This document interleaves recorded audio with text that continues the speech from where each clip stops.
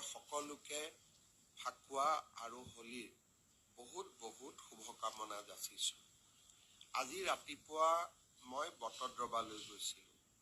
প্ৰতি বছৰে হোলীৰ সময়ত, ফাকুৱাৰ সময়ত বৰপেটা সত্ৰ আৰু বটদ্ৰৱাত যাবৰ বাবে মই চেষ্টা কৰোঁ।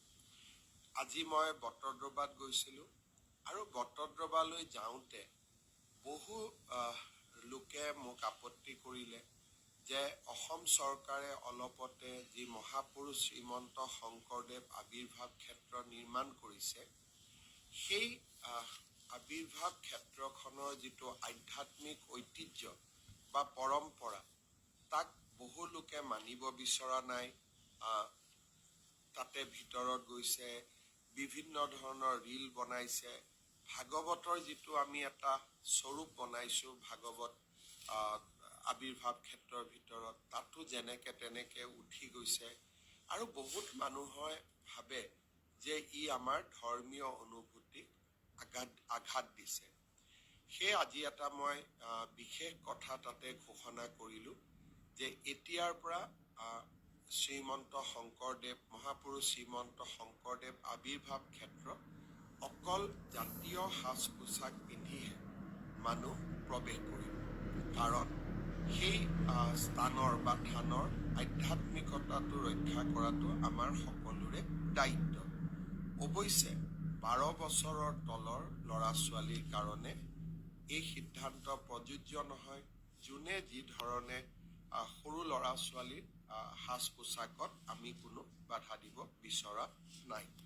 মই ভাবোঁ যে সকলোৱে এই সিদ্ধান্তক সন্মান জনাব। আজি আমাৰ বাবে আৰু এটা আনন্দৰ দিন। আমি কাজিৰঙাত এখন সুন্দৰ অৰ্কিড পাৰ্ক শুভ উদ্বোধন কৰিলোঁ। এই অৰ্কিড পাৰ্কখনত 1600টা প্ৰজাতিৰ অৰ্কিডৰ ফুল তাতে ফুলিব বা 1600টা অৰ্কিড প্ৰজাতি তাতে পোৱা যাব। অত্যন্ত মনোৰম উদ্যান হৈছে।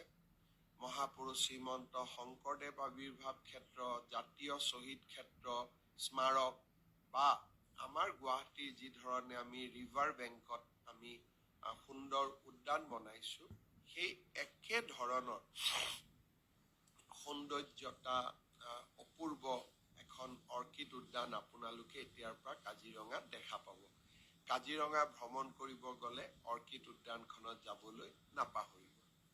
আজিৰ দিনটোত আমি গোলাঘাট জিলাৰ কমাৰগাঁৱত সতী সাধনী সমন্বয় ক্ষেত্ৰৰো আধাৰশিলা স্থাপন কৰিলোঁ।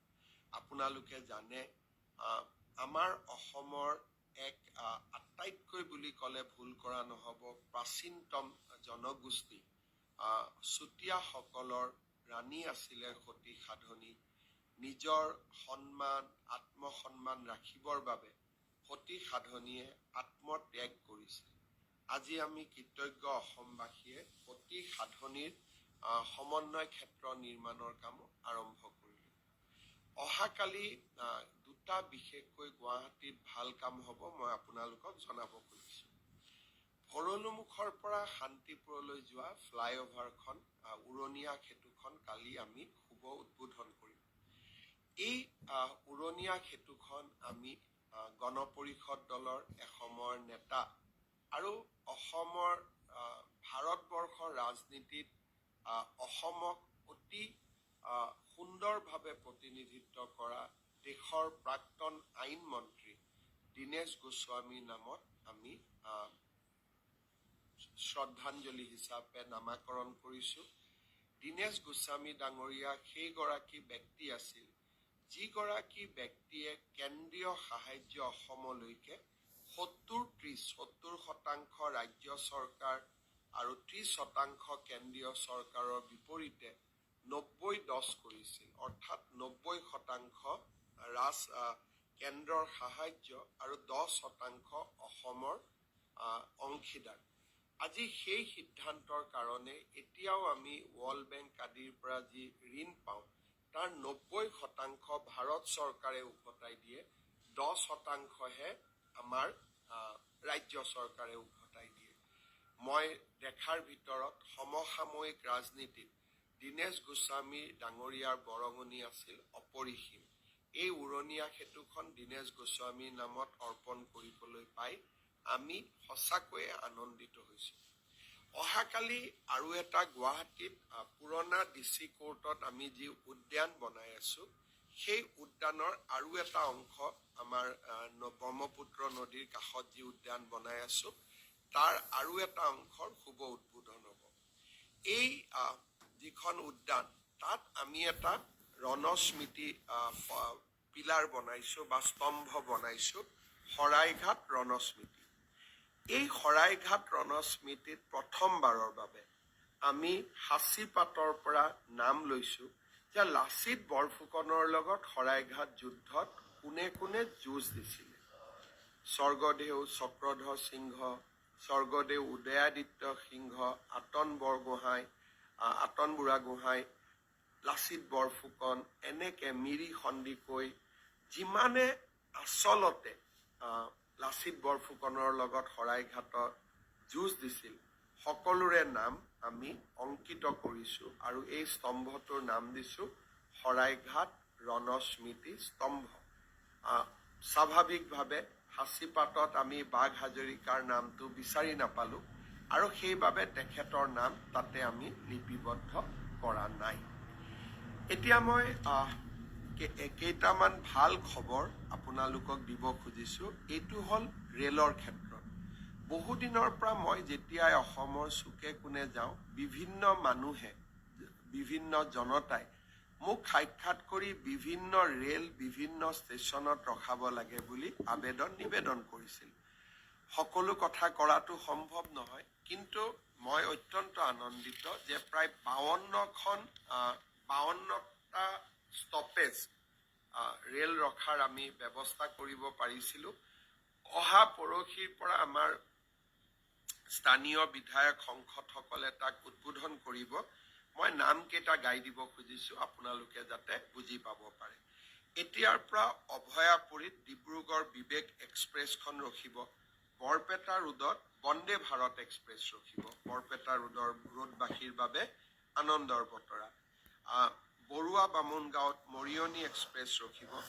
বিজনীত মই প্ৰতিশ্ৰুতি দিছিলোঁ, বিজনীত 3খন ট্ৰেইন ৰখিব। Howrah Kamrup express, Anand Vihar north east express, Silghat town Nagaon express. বোকাজানত অৱধ আছাম এক্সপ্ৰেছ ৰখিব। চাবুৱাত কামৰূপ এক্সপ্ৰেছ ৰখিব। চন্দ্ৰনাথপুৰত ৰঙিয়া এক্সপ্ৰেছ ৰখিব। আগৰতলা হামছফৰ এক্সপ্ৰেছ ৰখিব। বাংগালুৰু আগৰতলা হামছফৰ এক্সপ্ৰেছ ৰখিব। চাপৰত চৈৰাং এক্সপ্ৰেছ এতিয়াৰ পৰা ৰখিব। ধনচিৰিত মৰিয়নি এক্সপ্ৰেছ ৰখিব। ৰঙিয়াত নিউ তিনিচুকীয়া এক্সপ্ৰেছ ৰখিব। ঢেকিয়াজুলিত আনন্দ বিহাৰ অৰুণাচল AC এক্সপ্ৰেছ ৰখিব। গুৱাহাটী মুকং চেলেং লাচিত এক্সপ্ৰেছ ঢেকিয়াজুলিত ৰখিব। ডিফুত এতিয়াৰ পৰা ৰাজধানী এক্সপ্ৰেছ ৰখিব। দুলিয়াজানত অমৃতসৰ এক্সপ্ৰেছ ৰখিব। ফৰকাটিঙৰ বাবে ভাল খবৰ, ৰাজধানী এক্সপ্ৰেছ এতিয়াৰ পৰা ৰখিব। ঘগ্ৰাপাৰত মৰিয়নি এক্সপ্ৰেছ ৰখিব। গোৱালপাৰা টাউনত ধুবুৰী গুৱাহাটী এক্সপ্ৰেছ ৰখিব। গহপুৰৰ বাবে ভাল খবৰ, শতাব্দী এক্সপ্ৰেছ ৰখিব। হোজাইত বাংগালোৰ নিউ তিনিচুকীয়া এক্সপ্ৰেছ ৰখিব আৰু কলিকতা আগৰতলা গৰীব ৰথ এক্সপ্ৰেছ ৰখিব। জাগিৰোডৰ বাবে ভাল খবৰ, জনশতাব্দী ৰখিব আৰু আগৰতলাৰ পৰা দেওগড়লৈকে যোৱা এক্সপ্ৰেছো এতিয়াৰ পৰা জাগিৰোডত ৰখিব। যমুনামুখত শিলচৰ ৰঙিয়া এক্সপ্ৰেছ ৰখিব। কামৰূপত কামপুৰ হ'ব, কামপুৰত হাওৰা ডিব্ৰুগড় এক্সপ্ৰেছ ৰখিব। কেন্দুকণাত নৰ্থ ইষ্ট এক্সপ্ৰেছ ৰখিব। খাৰাহাট ডিব্ৰুগড় নাগালেণ্ড এক্সপ্ৰেছ ৰখিব। কোকৰাঝাৰৰ বাবে ভাল খবৰ, শৰাইঘাট এক্সপ্ৰেছ ৰখিব। কামাখ্যা কৰ্মভূমি এক্সপ্ৰেছ ৰখিব। লাকছোৱাত ডিব্ৰুগড় লালগড় অৱধ আছাম এক্সপ্ৰেছ ৰখিব। লংপটীয়াত লিডু ৰঙিয়া এক্সপ্ৰেছ ৰখিব। উত্তৰ কাছাৰৰ মাহুৰত শিলচৰ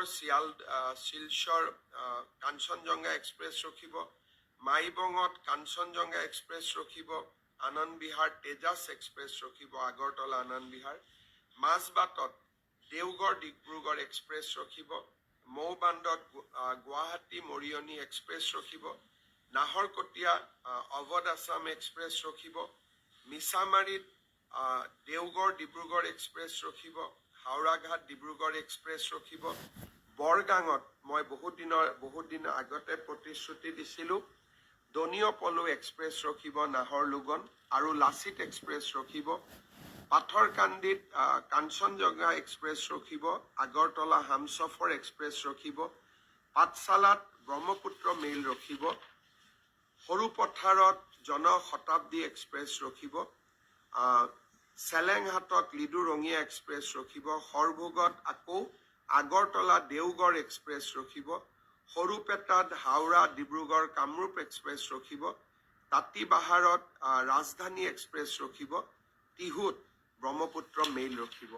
এই কামখিনি বহু দিনৰ পৰা ৰাইজে মোক দাবী কৰি আছিলে, অনুৰোধ কৰি আছিলে। আমি ৰেল কেইখন এতিয়া এইসমূহ ষ্টেচনত ৰখাব বিচাৰিছোঁ।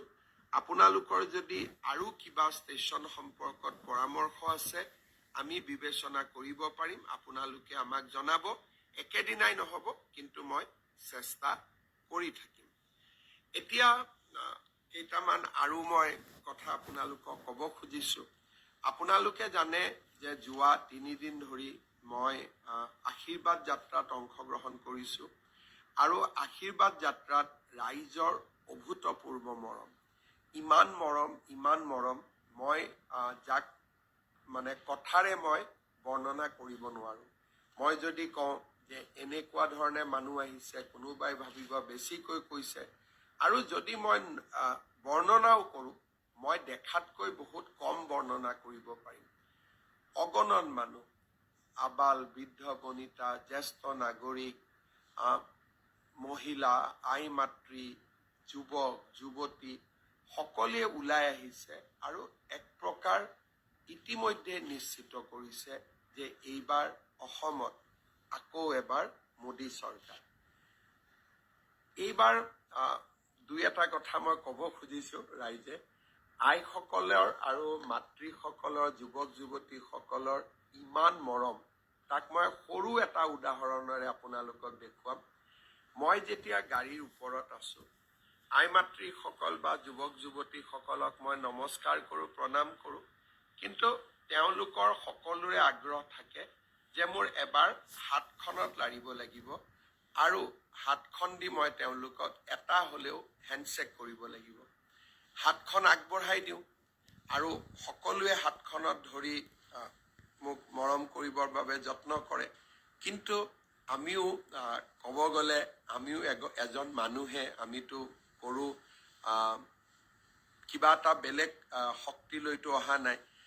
মোক এনেকে মৰম কৰোঁতে আজি মই বোকাজানত, আজি মই কাজিৰঙাত সাংবাদিকসকলকো দেখুৱাইছিলোঁ, মোৰ গোটেই হাতখনতে একেবাৰে ইয়াতে এক প্ৰকাৰ ক'ব গ'লে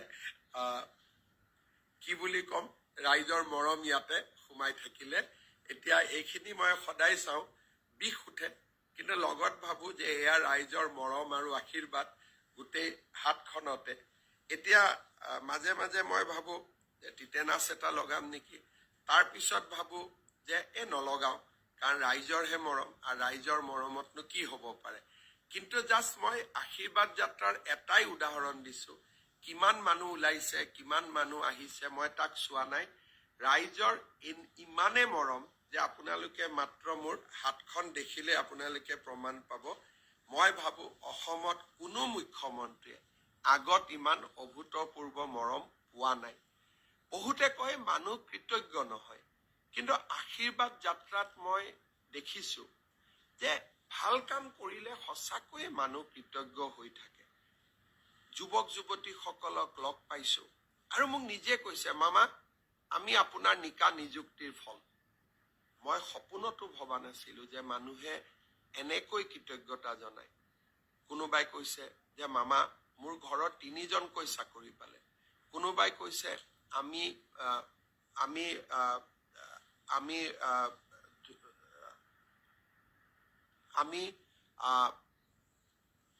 একেবাৰে আশা নকৰাকৈ আমি চাকৰি পালোঁ। কোনোবা মাকে আহি কৈছে যে মোৰ ল'ৰাজনে চাকৰি পালে, আৰু কোনোবাই আহি মোক কৈছে যে মোৰ দিব্যাংগ ল'ৰাটো আছিলে, সিও চাকৰি পালে। অভূতপূৰ্ব। সাধাৰণতে কিবা এটা কাম হৈ যোৱাৰ পিছত মানুহে ধাৰণা কৰে যে মানুহে কৃতজ্ঞতা নজনায়। কৃতজ্ঞতা বা মানুহে যে একনলেজ কৰে তাৰ প্ৰমাণ মই আশীৰ্বাদ যাত্ৰাত দেখিছোঁ। মৰিগাঁও জিলাত এগৰাকী মহিলাই মোক হাতখনত ধৰি টানি ক'লে যে এইখন দোকান মামা আপুনি দিয়া 10,000 টকা দি মই কৰিলোঁ। অভিভূত হ'লো। কোনোবা ল'ৰাই দৌৰি আহি কৈছে যে মামা মই CM AAA পালোঁ, এতিয়া মই কামত খৰচ কৰিছোঁ, মই কাম আৰম্ভ কৰিছোঁ। ইমান মৰম। কোনোবা জ্যেষ্ঠজন আহিছে, গাড়ীখন হাত দি ৰখাইছে, মই ৰখিছোঁ, আৰু জ্যেষ্ঠজনে মোক আশীৰ্বাদ দি কৈছে যে ভাল কামবোৰ কৰি থাকা, আমি তোমাৰ লগত আছোঁ। অহংকাৰো হোৱা নাই, গৌৰৱো হোৱা নাই, কাৰণ অহংকাৰ আৰু গৌৰৱ কৰাৰ আমাৰ অধিকাৰ নাই। কিন্তু অসমবাসীৰ অভূতপূৰ্ব মৰম। মই 25টা বছৰ বিধানসভাত আছোঁ, ইমান মৰম মই কেতিয়াও দেখা নাই। মই প্ৰতিগৰাকী আশীৰ্বাদ যাত্ৰাত ভাগ লোৱা মোৰ প্ৰতিগৰাকী মা, আইতা, ককা, দেউতা, মা, মোৰ ভণ্টি, ভাইটি, বন্ধু, বান্ধৱী আৰু সৰু সৰু মোৰ ভাগিনবিলাকক মই বহুত বহুত প্ৰণাম, মৰম আৰু শুভকামনা জনাইছোঁ। এতিয়া 3টা কথা মই আশীৰ্বাদ যাত্ৰাত যি শুনিছোঁ তাৰ 3টা কথাৰ মই উত্তৰ দিব খোজোঁ। বহুত যুৱক যুৱতীয়ে কৈছে যে মামাক কামাণ্ডোৰ পোষ্ট বঢ়াই দিয়ক। মই তোমালোকৰ কথা শুনিছোঁ আৰু নিশ্চয় এই ক্ষেত্ৰত মই সিদ্ধান্ত ল'ম। কিছুমানে কৈছে মামা, বিশেষকৈ আমাৰ বহুত ছোৱালীয়ে কৈছে, আৰু এইটো স্বাভাৱিকভাৱে অসমীয়া ছোৱালী বহুত ওখ নহয়, মোক বহুত ছোৱালীয়ে কৈছে যে মামা অসম পুলিচৰ হাইটটো অলপ কমাই দিয়া। নিশ্চিতভাৱে মই এই কথাটো মই বিবেচনা কৰিম, পুলিচৰ লগত মই আলোচনা কৰিম। আকৌ কিছুমানে কৈছে মামা জীৱন প্ৰেৰণাৰ লিষ্টৰ পৰা আমি বাদ পৰিছোঁ। মই লিষ্টখন আকৌ এবাৰ পৰীক্ষা কৰিবৰ কাৰণে আমাৰ অফিচাৰসকলক ক'ম, যিসকলে বাদ পৰিছে চিন্তা কৰিব নালাগে, মই নিশ্চিতভাৱে সহায় কৰিম। আৰু এইবাৰ আশীৰ্বাদ যাত্ৰাত আৰু এটা কথা লক্ষ্য কৰিছোঁ, এতিয়া মানুহে নতুন কোনো দাবী কৰা নাই, মানুহে মাত্ৰ আশীৰ্বাদ দিছে। এটাই শব্দ কয়, আশীৰ্বাদ আছে। এই শব্দটোৱে মন আনন্দ পুলকিত কৰে। মই নিজেও নাজানো, কোনোবাই মোক কৈছে, কাৰণ লাইভ টেলিকাষ্ট হৈ আছে, 3 দিন মই 14 ঘণ্টা সময় একেলগে গাড়ীখনত মাত্ৰ থিয় হৈ আছো। এবাৰ বা দুবাৰ যিটো মানুহৰ প্ৰৱণতা, তাৰ কাৰণে এবাৰ বা দুবাৰ গাড়ীখন ৰখাই মই নিজৰ যিটো ব্যক্তিগত কাম কৰিব লাগে অলপ সময় ৰখি, সেইখিনি কৰাক বাদ দি মই 3 দিন 14 ঘণ্টা গাড়ীৰ ওপৰত থিয় দি আছো। ভাগৰ লগা নাই। কৰবাত যদি ভাগৰ লাগিব খোজে, মানুহে ভাগৰ লাগিব নিদিয়ে। অপূৰ্ব অভিজ্ঞতা। মই আশা কৰিম যে অহা পৰহি দিনাখন আমি ধেমাজিৰ পৰা জোনাইলৈকে যাম, তাৰ পিছদিনাখন নাহৰকটীয়াৰ পৰা আমি মৰাণলৈ আহিম, সৰু পথাৰৰ পৰা গোলাঘাটলৈ আহিম, আৰু আমি নামনি অসমতো আমি যাত্ৰাত অংশগ্ৰহণ কৰিম। আপোনালোকে ৰাস্তালৈ আহিব, আমাক আশীৰ্বাদ দিব, আমি আপোনালোকৰ আশীৰ্বাদ ল'ম, আৰু অসমখনক আৰু আগুৱাই লৈ যাবলৈ সংকল্প ল'ম।